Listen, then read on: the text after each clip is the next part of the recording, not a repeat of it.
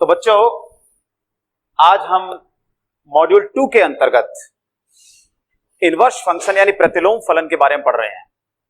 और प्रतिलोम फलन में आज हम जो चीजें पढ़ेंगे, देखिए, सबसे पहले अपन पढ़ेंगे एक अवयव का प्रतिलोम, दूसरा हम पढ़ेंगे प्रतिलोम फलन, तीसरा हम पढ़ेंगे प्रतिलोम फलन का प्रांत एवं परिसर यानी domain and range of inverse functions, चौथा हम पढ़ेंगे प्रतिलोम फलन के गुणधर्म यानी प्रॉपर्टीज ऑफ इनवर्स फंक्शन, और फिफ्थ समस्याएं यानी problems based on inverse function. इससे पहले आपको ध्यान होगा कि हमने जो मॉड्यूल फर्स्ट था उसमें कंपोजिट फंक्शन यानी संयुक्त फलन के बारे में पढ़ा था। उम्मीद करता हूं कि वो आपको अच्छी तरह से समझ में आ गया होगा, उसकी प्रॉब्लम्स आपने सॉल्व कर ली होंगी। इसके बाद मॉड्यूल 2 आज हम कंटिन्यू करते हैं। तो एक्चुअली एक अवयव का प्रतिलोम फलन यानी इनवर्स फंक्शन पढ़ने से पहले जरूरी है कि हम यह समझें कि अवयव का प्रतिलोम क्या होता है। तो देखिए, हम अक्सर फलन में पढ़ चुके हैं इससे पहले 11th क्लास में कि सपोज कीजिए एक फंक्शन है f जो सेट A से सेट B पर डिफाइन है। एक फंक्शन है f such that A to B जो A से B पर डिफाइन है। हम मान लेते हैं कि समुच्चय A का अवयव है स्मॉल a और समुच्चय B का एलिमेंट है स्मॉल b। A का जो प्रतिबिंब है जिसे हम इमेज कहते हैं वो B है। तो फंक्शन की डेफिनेशन से यानी फलन की परिभाषा से हम जानते हैं कि इसे हम लिख सकते हैं b is equal to F A, b is equal to F A, ठीक है ना। हम b को इसे क्या कहते हैं, इमेज ऑफ a, और इसे a को क्या कहते हैं, प्री इमेज ऑफ B। यानी ये जो B है वो A का प्रतिबिंब है और ये जो A है वो B का पूर्व प्रतिबिंब है। इस A को ही ध्यान से देखिए, फंक्शन की परिभाषा से मैं वापस रिपीट करता हूं कि फंक्शन की परिभाषा से क्या है कि एक फलन A से B पर परिभाषित है, समुच्चय A के किसी अवयव A का समुच्चय B का कोई अवयव B प्रतिबिंब के रूप में है, जिसे हम फलन की डेफिनेशन से लिख सकते हैं b is equal to F A. तब हम b को a का प्रतिबिंब कहते हैं यानी इमेज ऑफ a, और a को हम b का पूर्व प्रतिबिंब कहते हैं यानी प्री इमेज ऑफ b। तो देखिए, इसी अवयव को a को, ध्यान दीजिए, इसी अवयव a को हम b का प्रतिलोम अवयव कहते हैं, inverse element of B, A को ही, यानी B is equal to F A है, then A is equal to कितना हो जाएगा, F इनवर्स। तो जो A एलिमेंट है वो B का प्रतिलोम अवयव कहलाता है। अब प्रश्न ये है, दिमाग में ये प्रश्न उठता है कि भाई एक अवयव का एक प्रतिलोम अवयव होगा या एक अवयव के दो या दो से ज्यादा प्रतिलोम अवयव होंगे या फिर कोई अवयव नहीं होगा। देखिए, ये इस बात पर डिपेंड करता है कि वो फलन किस प्रकार का है, उस फलन की प्रकृति कैसी है, वो फलन कैसा है, उस फलन की प्रकृति कैसी है। अब प्रकृति कैसी है मतलब ये है कि उस फलन को, देखिए, जैसे ये है, एक एग्जांपल के तौर पर हमने एक समुच्चय A एक समुच्चय B और फंक्शन है A से B पर परिभाषित, हमने यहां लिख लिया, चलिए सपोज करते हैं P Q R, और इधर लिख लिया हमने 1 2 3 4, यानी समुच्चय A के अवयव है P Q R और समुच्चय B के अवयव है 1 2 3 4। मान लीजिए P का प्रतिबिंब 1, Q का 2, R का भी 2 है। चलिए यहां से 4 को हटा देते हैं, ये इस तरीके से है। तो क्या लिख सकते हैं हम, P is equal to F1, then 1 is equal to F inverse P. Actually एक देखिए ध्यान से, किसी भी फंक्शन के इनवर्स फंक्शन को हम एफ इनवर्स से व्यक्त करते हैं। ये -1 पावर नहीं है इसकी, यहां ध्यान दीजिए, ये जो -1 लिखी है मैंने, ये इसकी पावर नहीं है, बल्कि ये इनवर्स फंक्शन को व्यक्त करने का तरीका है। तो इस बात को विशेष ध्यान रखें। तो F inverse P, Q is equal to F2, तो 2 is equal to F inverse Q, R is equal to F2, तो 2 is equal to F inverse R। दूसरा 3, तो F3 is equal to 5, it means 3 is equal to F inverse 5। तो आप देखिए इस mapping को ध्यान से देखिए, इनवर्स फंक्शन की डेफिनेशन से ही है ये। P का प्रतिबिंब 1 है, Q का प्रतिबिंब 2 है, R का भी प्रतिबिंब 2 है, और 3 किसी भी अवयव का प्रतिबिंब नहीं है। यानी अपन ये कह सकते हैं कि 3 का कोई भी पूर्व प्रतिबिंब समुच्चय A में विद्यमान नहीं है। तो फिर अब यानी 1 के प्रतिलोम अवयव कितना हो गया? P, एक अवयव हो गया। 2 के प्रतिलोम अवयव कौन कौन से हो गए? Q और R हो गए। लेकिन 3 का हम देखें तो चूंकि 3 का कोई प्रतिबिंब नहीं है, इसलिए 3 का कोई प्रतिलोम अवयव विद्यमान नहीं है। तो अब इससे क्या निष्कर्ष निकला? इससे यह निष्कर्ष निकला कि जो फंक्शन है जिसमें प्रतिलोम अवयव की हम बात कर रहे हैं, वो फलन कैसा है, उसकी प्रकृति कैसी है, यानी वो एकेकी है। कैसा? एकेकी, जिसे हम 1-1 कहते हैं। 1-1 बहुएकी है, यानी मैनी वन।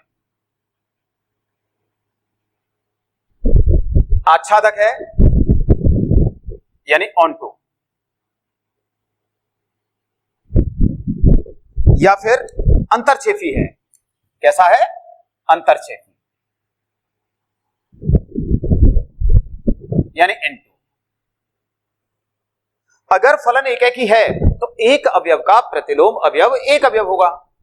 अगर फलन बहुएकी यानी मैनी वन है तो एक अवयव, जैसे मैनी वन के लिए कंडीशन फॉलो कर रहा है, एकेकी के लिए, मैनी वन यानी बहुएकी के लिए यह है, क्योंकि बहुत यानी 2 या 2 से अधिक अवयवों का जब एक ही पूर्व प्रतिबिंब हो तो उसे हम मैनी वन फंक्शन कहते हैं।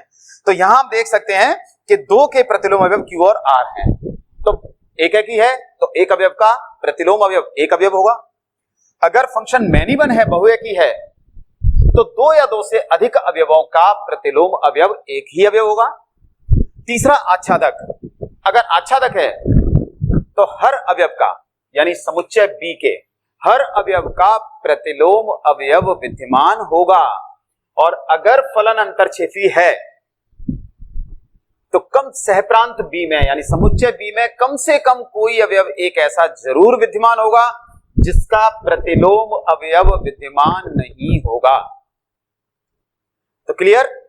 एक अवयव का प्रतिलोम, एक अवयव के प्रतिलोम का मतलब क्या है कि एक अवयव का प्रतिलोम का मतलब है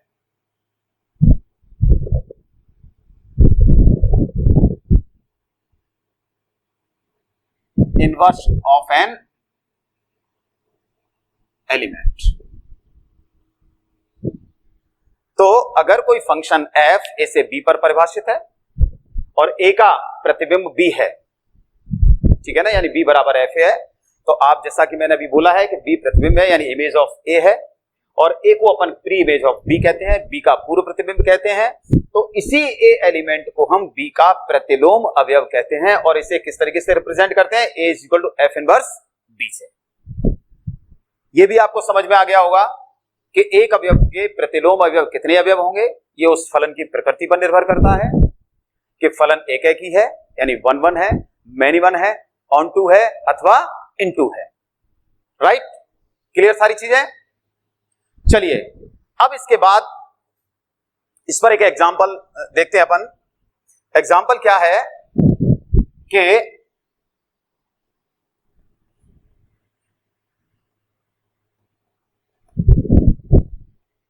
सपोज कीजिए एक सेट है A, एग्जांपल है और इस a के अवयव है, यदि a is equal to -1, 1, -2, 2 and 3 और समुच्चय b के एलिमेंट्स हैं 1, 4, 6, 9। ठीक है, एक फंक्शन f जो a टू b डिफाइन है, और कैसे डिफाइन है, fx is equal to X square, इस तरीके से डिफाइन है। तो हमें यह बताना है कि इन अवयवों के प्रतिलोम अवयव कौन कौन से अवयव होंगे। तो देखिए बहुत सिंपल है, a से b पर डिफाइन है। आप x में हमें पता है कि a से b पर डिफाइन है, तो x को अपन वैल्यू a में से देंगे, जो वैल्यू निकल करके आएगी वो b में से आएगी। तो देखिए एक रख करके देखते हैं, at x is equal to -1, a में से है, तो f -1 कितना हो जाएगा, -1 का स्क्वायर इज इक्वल टू 1। ये b में है, ये रहा b में, 1 रख के देखिए a में से, f1 कितना आ जाएगा बोलिए, 1 का स्क्वायर कितना होता है, 1 ही होता है, ये भी b में। हाँ जी, x इज इक्वल टू -2, -2 के रख के देखिए, -2 इसमें है, कितना आ गया, 4, -2 का होल स्क्वायर 4 होता है। ठीक है, x इज इक्वल टू 2 रख के देखिए, 2, हाँ जी, f2 की वैल्यू कितनी आएगी, वही 2 का whole square is equal to 4 belongs to b। x is equal to 3 रख के देखिए, f3 इज इक्वल टू 3 का स्क्वायर यानी 9, ये भी b में है। क्लियर? चलिए अब इसे मैपिंग के थ्रू देखते हैं अपन। इधर फिगर बनाता हूं मैं, बहुत सिंपल हो गया अब ये क्वेश्चन। मैपिंग करने के बाद और भी ज्यादा सिंपल हो जाता है। -1, 1, -2, 2, 3, 1, 4, 6, 9, राइट। -1 की इमेज कितनी आई है, 1, और 1 इज रिलेटेड टू 1, ठीक है। -2 यानी 4, और 2 की भी इमेज 4 ही आई है, ठीक है। 3 की इमेज कितनी आई है, 9, लीजिए 9 हो गया, राइट। अब देखिए, अभी हमने पढ़ा था कि ये जो कोडोमेन है, कौन सा ये कोडोमेन है, यानी सहप्रांत है, और ये क्या है, डोमेन है। तो 1 जो है वो -1 और 1 की इमेज है, इसका मतलब 1 के इनवर्स एलिमेंट कितने हो गए, -1 और 1 2, 4 के इनवर्स एलिमेंट कितने हो गए, -2 एंड 2, 6, किसी की इमेज नहीं है यानी 6 का कोई एलिमेंट नहीं है। 9 के इनवर्स एलिमेंट कितना हो गया, 1 यानी 3। तो हम कैसे लिख सकते हैं कि f इनवर्स 1 का, क्योंकि 2 एलिमेंट्स हैं तो -1 एंड 1, f इनवर्स 4 कितने हैं, -2 एंड 2, f इनवर्स 6 क्या है, 5। ये तो किसी की इमेज नहीं है, इमेज नहीं है तो इसका मतलब इसका कोई इनवर्स एलिमेंट नहीं है। f इनवर्स 9 कितना है, 3 है। तो इस तरीके से हम किसी एलिमेंट का इनवर्स एलिमेंट निकालते हैं। मैं समझता हूं ये चीज क्लियर हो गई होगी, ठीक है ना। तो अब आगे चल करके अपन प्रतिलोम फलन की डेफिनेशन पे आते हैं। तो अब इसके बाद जब हमने पढ़ लिया है कि एक अवयव का प्रतिलोम, इनवर्स ऑफ एन एलिमेंट, इसके बाद हम मेन टॉपिक जो हमारा है आज का, प्रतिलोम फलन, इस पर आते हैं। प्रतिलोम फलन क्या है, देखिए सपोज कीजिए कि कोई फंक्शन है f a to b, a से b पर परिभाषित है, और ये फलन एक है कि आच्छादक है। ध्यान रखें इस बात का, ये इसकी मेन चीज है, यानी 1, 1 एंड ऑन टू। सपोज कीजिए कि कोई फंक्शन f a से b पर परिभाषित है और वो एक है कि आच्छादक है, तो इस फलन का प्रतिलोम फलन विद्यमान होगा। और कैसे होगा, इसे हम एफ इनवर्स सच दैट, प्रतिलोम, प्रतिलोम का मतलब क्या होता है? उल्टा। प्रतिलोम का मतलब क्या होता है? उल्टा, यानी बी से ए पर परिभाषित हो जाएगा। यानी अगर मान लीजिए, मान क्या लें, ए से बी पर दे रखा है, हमने पहले ही मान लिया है कि ए से बी पर यह डिफाइन है, राइट। समुच्चय ए का अवयव है ए और समुच्चय बी का अवयव है स्मॉल बी।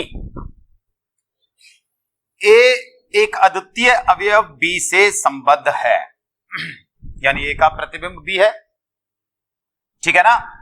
तो आपको पता है कि B is equal to F A लिखते हैं, ये अपन ने अभी देखा था, लिख देता हूं मैं वैसे, ठीक है ना। तो ये फलन कैसा है? एक है कि आच्छादक। ये इसकी पहली कंडीशन है, ध्यान रखें कि फलन एक है कि आच्छादक होना चाहिए। एक है कि आच्छादक है ये फलन, तब इसका प्रतिलोम फलन एफ इनवर्स कहां से कहां पर परिभाषित होगा? बी से ए पर परिभाषित होगा। प्रतिलोम, प्रतिलोम का मतलब अगर ए से बी पर है तो इसका प्रतिलोम, इसका उल्टा क्या हो गया? बी से ए पर। ये प्रतिलोम फलन एफ इनवर्स हो गया। ए से बी पर परिभाषित है फलन, तो इसका प्रतिलोम फलन बी से ए पर परिभाषित हो गया, जिसे हम एफ इनवर्स से व्यक्त करते हैं। ध्यान दीजिए, मैंने आपसे अभी थोड़ी देर पहले डिस्कस किया था अपन लोगों ने कि ये -1 पावर नहीं है, बल्कि ये क्या है? ये इनवर्स को व्यक्त करने का एक सिंबल है, ठीक है ना, F inverse.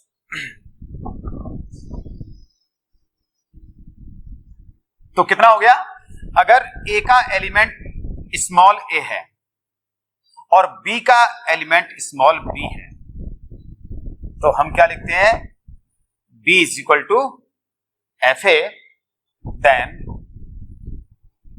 A is equal to F inverse, ठीक है ना। ये इनवर्स फंक्शन कहलाता है। यानी एक second, B inverse is equal to F A both implies A is equal to F B. अगर हमें इसे ऑर्डर पेयर फॉर्म में लिखना है तो ऑर्डर पेयर फॉर्म में कैसे लिखेंगे? F inverse is equal to, भाई सिंपल तो ये हो गया, F is equal to A B such that A belongs to A and B belongs to B.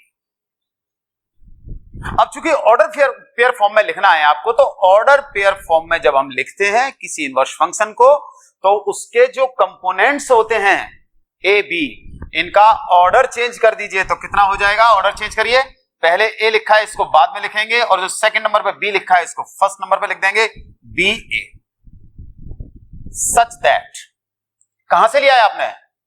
Main तो डेफिनेशन यही है, A B belongs to F. ये इनवर्स फंक्शन है। यानी अगर कोई फंक्शन एफ ए से बी पर परिभाषित है और वो एक है कि आच्छादक है, तो उसका प्रतिलोम फलन विद्यमान होगा। ध्यान दीजिए कि जब फलन एक है कि आच्छादक होगा तभी उसका प्रतिलोम फलन विद्यमान होगा, अदरवाइज उसका प्रतिलोम फलन विद्यमान नहीं होगा। तो उसे हम किससे व्यक्त करें? F inverse such that, F inverse equal to B A such that A B belongs to F से। अब देखिए, यहां हम ये जानते हैं कि कोई भी फंक्शन हो जब ए से बी पर परिभाषित होता है, तो ये जो है ये क्या चीज है? डोमेन ऑफ एफ, यानी एफ का प्रांत है, ठीक है ना। और ये क्या चीज है? रेंज ऑफ एफ, ए से बी पर परिभाषित है, लेकिन इसका प्रतिलोम फलन बी से ए पर परिभाषित है। देखिए ध्यान से, जब ए से बी पर परिभाषित था फलन, तो ये ए से बी पर, तो ए जो अवयव है, ए के एलिमेंट से वो तो डोमेन हो गए, और बी पर परिभाषित था तो बी के एलिमेंट रेंज हो गए। अब ये बी से ए पर परिभाषित है, डिफाइन हो रहा है, तो ये क्या हो जाएगा? डोमेन ऑफ, बताइए, एफ इनवर्स। और ये क्या हो जाएगा? रेंज ऑफ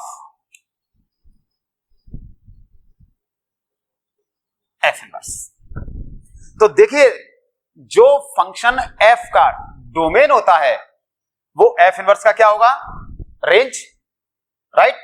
और जो फंक्शन एफ की रेंज है वो इनवर्स फंक्शन के लिए क्या होगा, डोमेन होगा।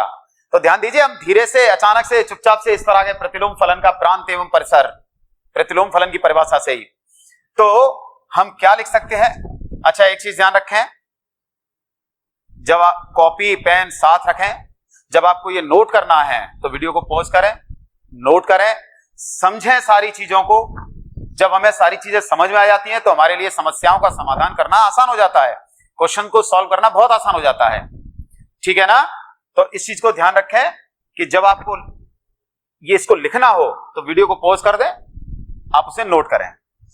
तो क्या चीज नजर आ गई इसमें, एक चीज हमें, एक चीज ये नजर आ गई कि जो डोमेन ऑफ एफ है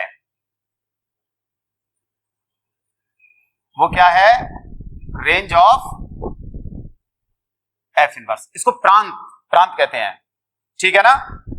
जो एफ की रेंज है यानी परिसर है,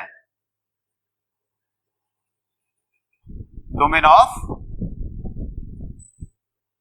एफ इनवर्स, ये काफी इंपॉर्टेंट चीज है, निकालने को आ जाती है कभी कभी, ठीक है साहब। तो इस तरीके से अपन किसी भी प्रतिलोम फलन, कोई प्रतिलोम फलन क्या होता है, प्रतिलोम फलन का प्रांत और परिसर क्या है, ये सारी चीजें अपन ने पढ़ी। ये सारी चीज की जो अपन पढ़ रहे हैं, स्टडी कर रहे हैं, इसके पीडीएफ नोट्स आपको अवेलेबल होंगे। उन पीडीएफ नोट्स को भी पढ़ें, अच्छी तरीके से पढ़ें, बहुत ही सरल भाषा में, और बहुत ऐसी लैंग्वेज लिखी गई है जिसे आप आसानी से समझ सकते हैं। इन फिगर के माध्यम से समझाया गया है, उसमें सारी चीजें बिल्कुल क्लियर, स्पष्ट रूप से लिखी गई हैं, उनको जरूर पढ़ें। तो ये हो गया आपका प्रतिलोम फलन का प्रांत और परिसर। कुछ इसकी प्रॉपर्टीज हैं। तो प्रतिलोम फलन का प्रांत और परिसर के बाद प्रतिलोम फलन के गुणधर्म, गुणधर्म आपको याद रखने हैं, केवल उनका प्रूफ नहीं है। लेकिन सबसे बड़ी बात यह है कि इस वर्ष राजस्थान बोर्ड के पेपर में एक थ्योरम पूछी गई है जिसकी अपन डिस्कस करेंगे अभी। तो देखिए, सबसे पहला गुणधर्म यह है कि जो भी एकेकी आच्छादक फलन होता है उसका प्रतिलोम अद्वितीय होता है, यूनिक होता है। दूसरा है, एकेकी आच्छादक फलन का प्रतिलोम भी अगर एकेकी आच्छादक होता है, यानी आप किसी इनवर्स फंक्शन का कोई एकेकी आच्छादक फलन है, उसका अगर प्रतिलोम निकालें आप तो वो भी आपको एकेकी और आच्छादक प्राप्त होता है। तीसरा है, यदि f such that a to b एकेकी आच्छादक फलन हो और f inverse such that b2 में परिभाषित हो, यानी f का प्रतिलोम फलन हो, तो f o f inverse is equal to ib और f inverse o f is equal to ia होता है। ia और ib, ia जो है वो a का तत्समक फलन है, ib वो समुच्चय b का तत्समक फलन है। ये जो चौथी प्रॉपर्टी है ये काफी इंपॉर्टेंट है, इसका क्वेश्चन में भी हम प्रयोग करेंगे। ये राजस्थान बोर्ड में 2001, 2010 और 2020 में पूछी भी गई है, इस साल इसका प्रूफ आया था। और वो क्या था कि यदि f और g दो ऐसे एकेकी आच्छादक फलन हैं कि उनका संयुक्त फलन गॉफ परिभाषित हो, कंपोजिट फंक्शन गॉफ परिभाषित हो, तो गॉफ का प्रतिलोम फलन विद्यमान होगा। और वो कैसे होगा, गॉफ का whole inverse is equal to F inverse O G inverse. उल्टा लिख दीजिए, गॉफ है, पहले जी और एफ है यहां पर, तो अब इसका उल्टा लिख दीजिए, पहले एफ को लिख दीजिए और फिर जी को लिख दीजिए, यानी F inverse O G inverse. ये चार प्रॉपर्टी हैं, इन चार प्रॉपर्टीज को आपको ध्यान रखना है, राइट। ये प्रॉपर्टी अभी क्वेश्चंस में यूज होंगी तो आपको डायरेक्ट यूज करनी है, ठीक है ना। अब हम एकेकी इनवर्स फंक्शन के ऊपर कुछ क्वेश्चंस देखेंगे।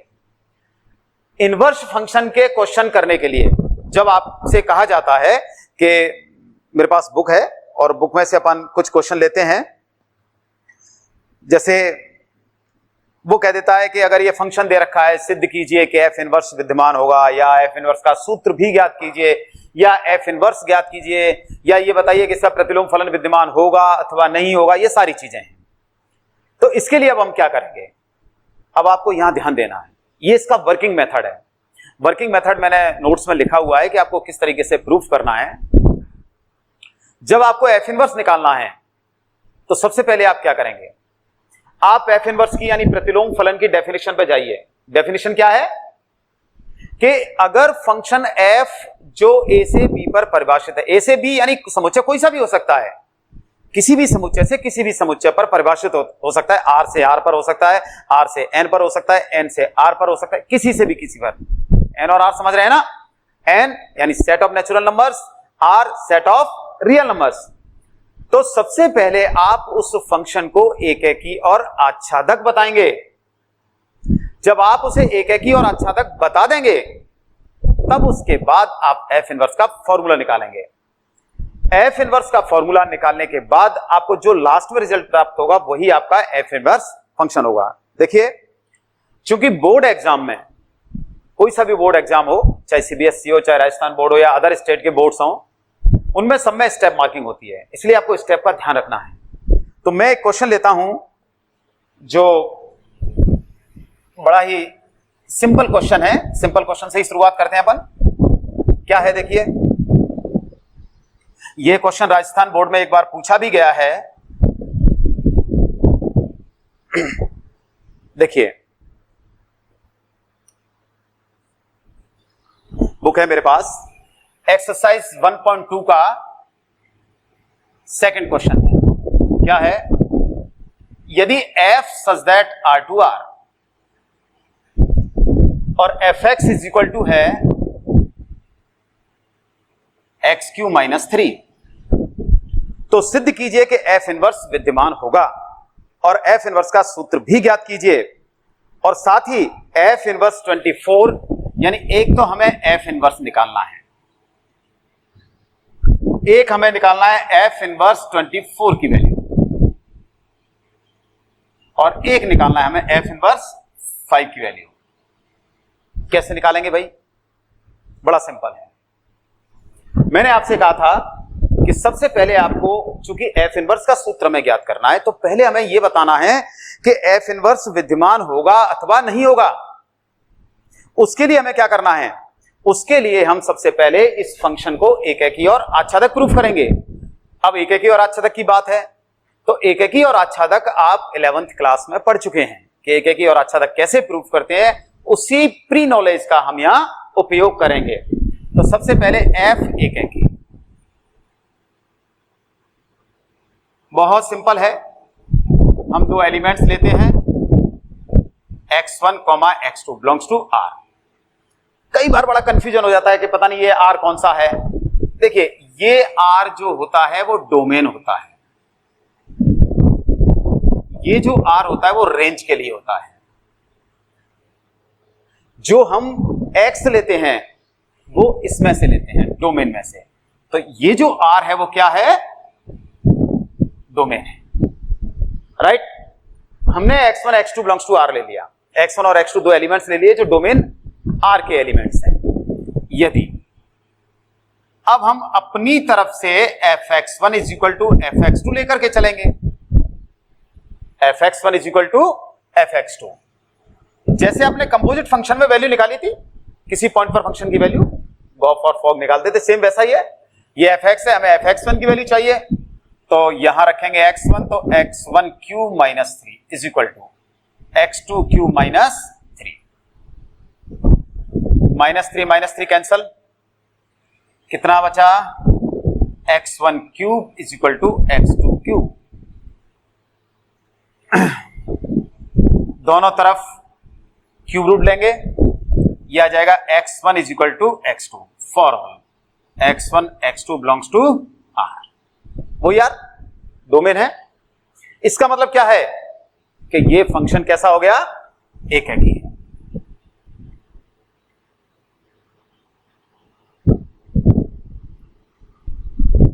सिंपल सा था।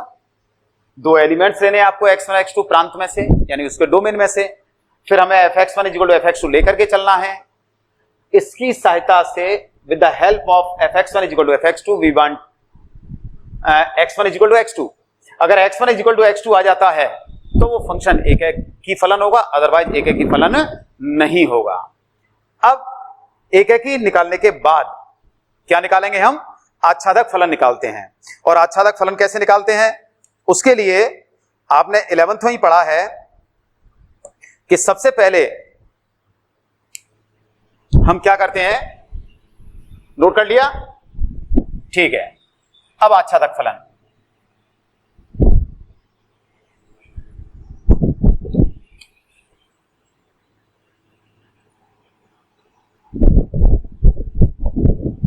यानी F/2, हम ये मानते हैं कि माना सहप्रांत R के, ये सहप्रांत R है यहां पर, तो मतलब जो रेंज या कोडोमेन कह सकते हैं अपन, कोडोमेन भी है ये,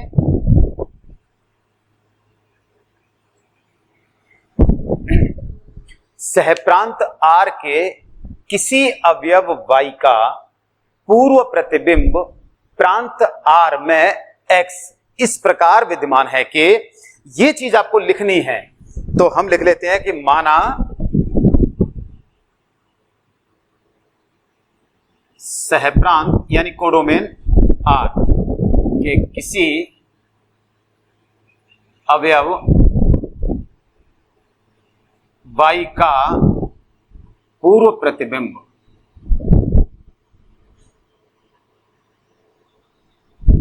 X प्रांत R में इस प्रकार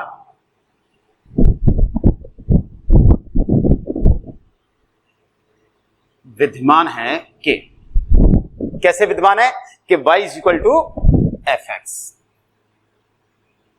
ध्यान रखिए, जब आपको आच्छादक प्रूफ करना हो तो ये हर क्वेश्चन में लैंग्वेज लिखनी है आपको, सेट लैंग्वेज है, बस चेंज होंगे तो क्या चेंज होंगे, ये सहप्रांत और प्रांत आपस में चेंज हो सकते हैं, बाकी सब कुछ ही लिखना है आपको कि माना सहप्रांत R के किसी अवयव Y का पूर्व प्रतिबिंब X प्रांत R में इस प्रकार विद्यमान है कि y = fx। अब क्या करना है आपको, fx की वैल्यू यहां से अपन यहां रखेंगे, रखिए कितनी है, x³ - 3। ध्यान दीजिए, fx की वैल्यू रखने के बाद ये जो y = x³ - 3 है, ये y की वैल्यू x के पदों में है। अब हमें x की वैल्यू y के पदों में निकालनी है। x की वैल्यू किसमें निकालनी है, y के पदों में। बहुत सिंपल है, 3 को इधर ले आइए, y + 3 = x³ और x कितना हो जाएगा, y + 3 whole to the power 1/3, cube root ले लिया।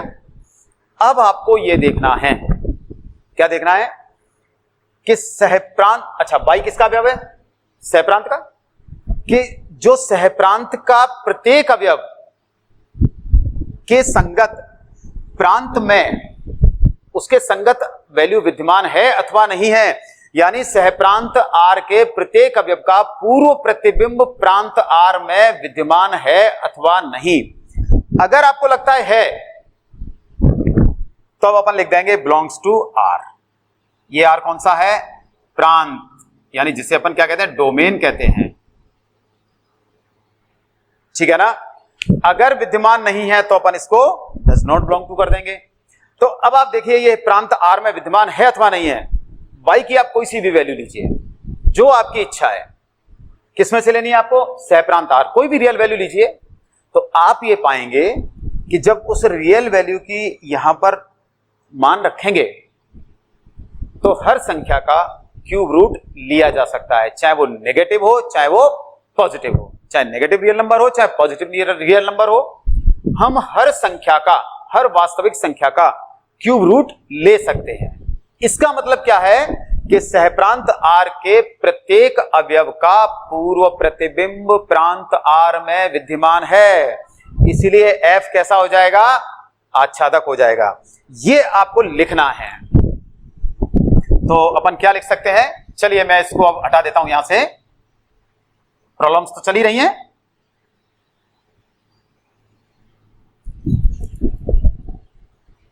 स्पष्ट है कि सहप्रांत R के प्रत्येक अवयव का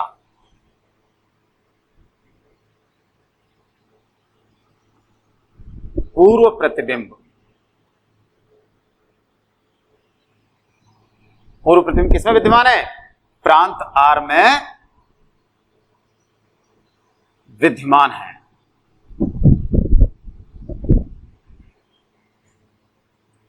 अतः F कैसा फलन हो गया? आच्छादक फलन है। वैसे मैं आपको यह बता दूं कि कई क्वेश्चन, एक तो आच्छादक फलन प्रूफ करने का तरीका यही है, कई बार हम जब फलन का परिसर और सहप्रांत बराबर होता है, परिसर और सहप्रांत बराबर होता है, तब भी हम उस फलन को आच्छादक प्रूफ कर देते हैं। ठीक है ना? खैर, इसे हमने इस मेथड से प्रूफ किया है। तो F कैसा हो गया? आच्छादक फलन हो गया। एक है कि अपन पहले प्रूफ कर चुके हैं, आच्छादक हमने अब प्रूफ कर दिया, यानी इसलिए F such that A to B कैसा फलन हो गया? एक है कि आच्छादक फलन है।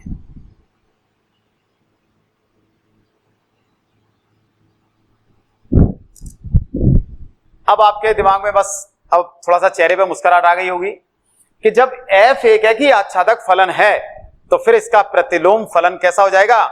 विद्यमान हो जाएगा। कैसा हो जाएगा?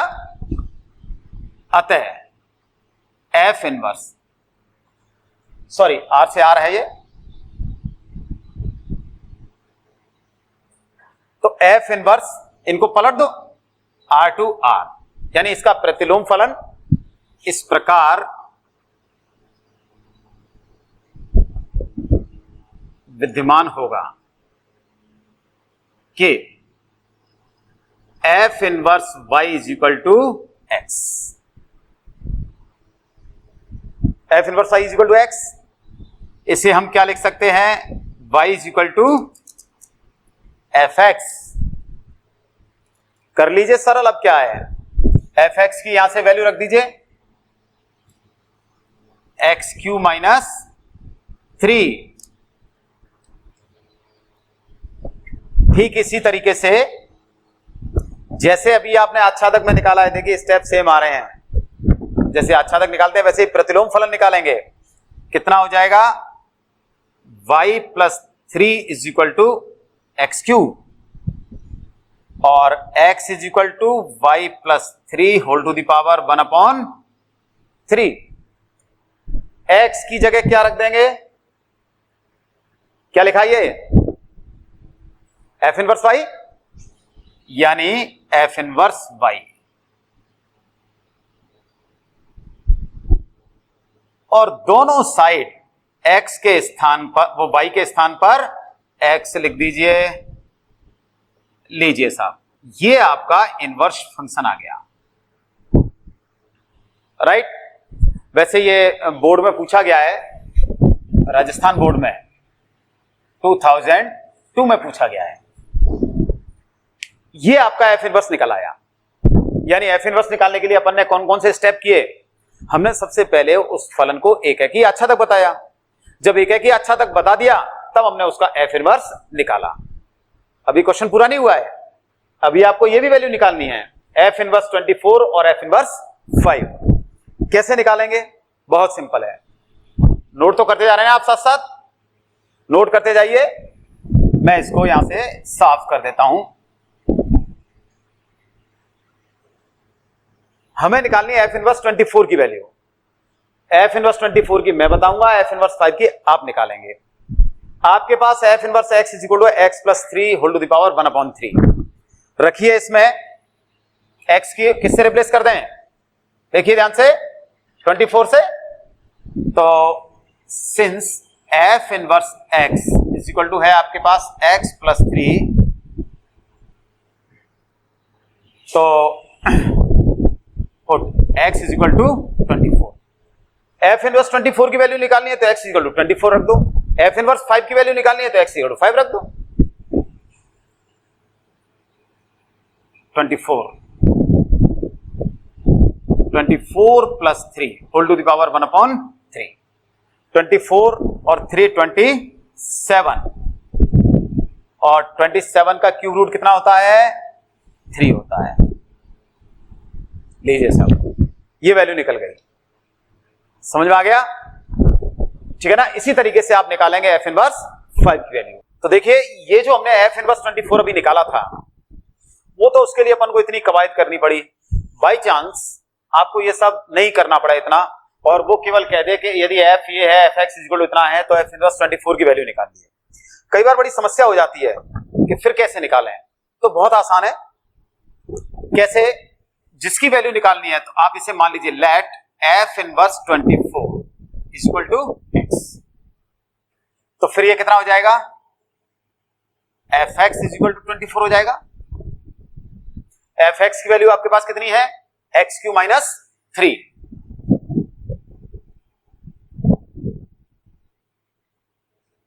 सिंस ये आपको डायरेक्ट निकालने का तरीका बताया जा रहा है, इसको चलिए मैं 1 नंबर दे देता हूं। हाँ जी, सॉल्व कर लीजिए। X cube is equal to 27, 3 को उधर लेके गए, -3 यानी +3, 24 + 3 27, और इसका क्यूब रूट ले लीजिए। कितना आ गया? x इज इक्वल टू 3, और x की वैल्यू कितनी है? f इनवर्स 24, तो therefore f inverse 24 is equal to 3। तो इस तरीके से भी आप f इनवर्स 24 की वैल्यू निकाल सकते हैं। उम्मीद करता हूं कि आपको आज जो इनवर्स फंक्शन के बारे में बताया है वो अच्छे से समझ में आ गया होगा। देखिए अच्छे से समझ में तब आता है जब हम पूरे ध्यान से सुनते हैं, ध्यान से वीडियो देखते हैं, जो हमें बताया जाता है उसको हम कॉपी पर नोट करते हैं। नोट करने की आदत जरूर डालें आप। तो बहुत आसान लैंग्वेज में बताया है आपको ये समझ में आ गया होगा, मैं ये उम्मीद करता हूं। और आप हमारे चैनल को लाइक करें, सब्सक्राइब करें, कमेंट बॉक्स में जाकर के कमेंट्स करें कि आपको कैसा लगा।